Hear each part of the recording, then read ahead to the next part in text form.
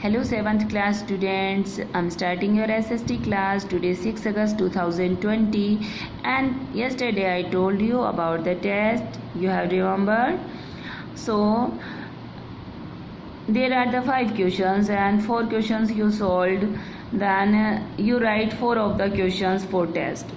चारों के चारों क्वेश्चन राइट कर लीजिए अपनी टेस्ट नोटबुक में। टेस्ट नोटबुक ओपन कीजिए, डेट मेंशन कीजिए, चैप्टर फर्स्ट डालिए, टॉपिक टेस्ट डालिए, 4 के 4 क्वेश्चन अपनी नोटबुक में राइट कर लीजिए और बिल्कुल ऑनेस्टी के साथ में टेस्ट स्टार्ट कर दीजिए। डोंट चीट, चीटिंग नहीं करनी है। आपको खुद को चेक करना है कि आपने प्रॉपर लर्न किया है या नहीं। ओके स्टूडेंट्स, एंड टेस्ट करना जब मैं आपको पढ़ा चुकी हूँ। तो अभी हम पढ़ रहे हैं चैप्टर नंबर 2 के बारे में, थोड़ा सा स्टडी करेंगे, उसके बाद में आप टेस्ट स्टार्ट करना। तो आप ये चैप्टर नंबर 2 निकाल लीजिए, पेज नंबर 18 है ये यहाँ पे, और आपके चैप्टर का नेम है role of the government in health. सरकार का हमारी हेल्थ में क्या योगदान होता है। In a democracy people expect the government to work for their welfare. लोकतांत्रिक देश के अंदर हमारी जो जनता है वो इतनी उम्मीद करती है कि हमारी जो सरकार है वो हमारे स्वास्थ्य की रक्षा करेगी, हमारी भलाई के बारे में सोचेगी। This could be through the provision of education, health, employment, housing और the development of road, electricity.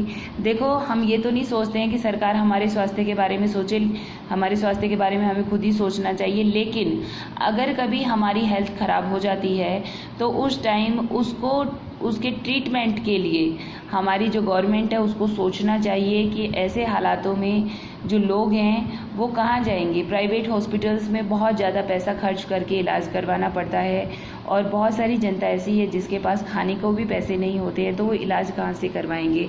तो ऐसे वे में, ऐसी कंडीशंस के अंदर जो गवर्नमेंट है उसे हमारी वेलफेयर में वर्क करना चाहिए। This could be through the provision of education. सरकार ने नियम बनाए हैं एजुकेशन को लेकर के, हेल्थ को लेकर के, एम्प्लॉयमेंट को लेकर के, हाउसिंग यानी कि घर के लिए भी जगह दे रही है ना, मुख्यमंत्री और प्रधानमंत्री आवास योजनाएं चला रखी हैं, और द डेवलपमेंट ऑफ रोड, साथ में रोड बनाए जा रहे हैं गाँव में, इलेक्ट्रिसिटी दी जा रही है, बिजली दी जा रही है घर घर। इन दिस चैप्टर, इस पार्ट के अंदर, we shall examine the meaning and problem related to health. तो हम यहाँ पर एग्जामिन करेंगे इस चैप्टर में समस्याओं के बारे में, ठीक है ना, और अर्थ के बारे में। हेल्थ रिलेटेड समस्याएं क्या होती हैं उसके बारे में हम जानेंगे। Look at the subheadings of the chapter. इस चैप्टर की सब हेडिंग पढ़ो। Role of government in health. In what ways do you think this topic is related to the work of government? आपको क्या लगता है कि किस हिसाब से ये सरकार का काम है कि भाई वो हमारी हेल्थ की रक्षा करे।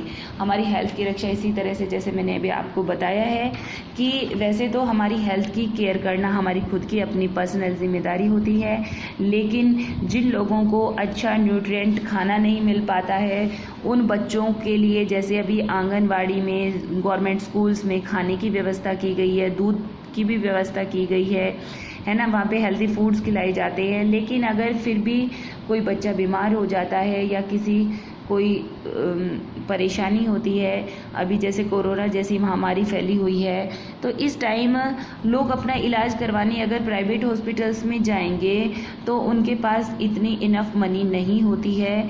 इसके लिए जो गवर्नमेंट है उसको कुछ कदम उठाने चाहिए। तो ये आगे देखिए, what is health.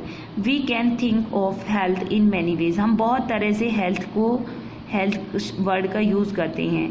Health means our ability to remain free of illness and injuries. Health का मतलब है कि हमारा बीमारियों से दूर रहना, बीमारी मुक्त रहना और इंजरीज से मुक्त रहना। अगर हमारे शरीर में किसी तरह की चोट है या हमारे शरीर में कोई बीमारी है तो इसका मतलब हम हेल्दी नहीं हैं। But health is not only about disease. लेकिन हेल्थ का मतलब सिर्फ कोई बीमारी से नहीं होता है कि आप कोई बीमारी होगी तो आप हेल्दी नहीं हैं। You may have associated only some of the situation in the above college with health. You may have associated only some of situation, केवल कुछ परिस्थितियों के अंदर in above college with